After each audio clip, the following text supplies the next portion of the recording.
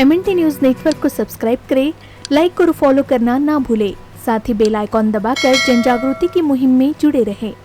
मैं बाबा साहब डॉक्टर अम्बेडकर का एक कोटेशन इस अवसर पे कोट करूंगा कि उन्होंने कहा था, a conscious and determined minority always create conditions over an amorphous and ignorant majority. अर्थात जो है, एक दृढ़ संकल्पित और संगठित अल्पजन जो है असंगठित और गैर जागरूक बहुजनों के ऊपर अपनी परिस्थितियां पैदा कर लेते हैं। तो जैसा कि यादव जी बोल के गए हैं कि ये वर्ग संघर्ष है, ये सही बात है। It is a class struggle और ये हम जो है सामाजिक परिवर्तन चाहते हैं और हमारे जो विरोधी हैं वो यथा स्थितिवाद को मेंटेन रखना चाहते हैं, स्टेटस को मेंटेन रखना चाहते हैं। जो भी शक्तियां स्टेटस को मेंटेन रखना चाहती है वो हमारी विरोधी है, चाहे वो कोई भी हो। और जो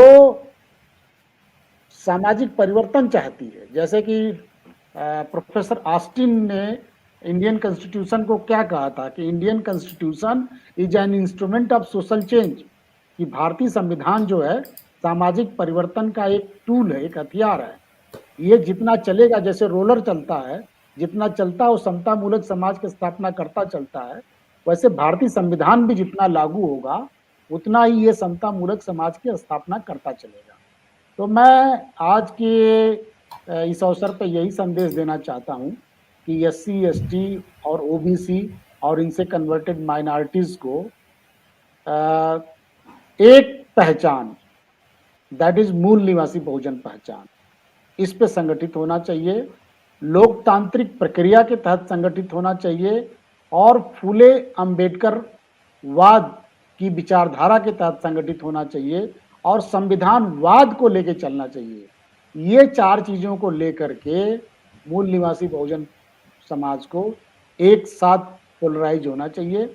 अगर वो ऐसा होते हैं तो भविष्य में उनकी जो भी चाहत है, जो भी उनका लक्ष्य है, उस लक्ष्य को वो हासिल करने में कामयाब हो जाएंगे।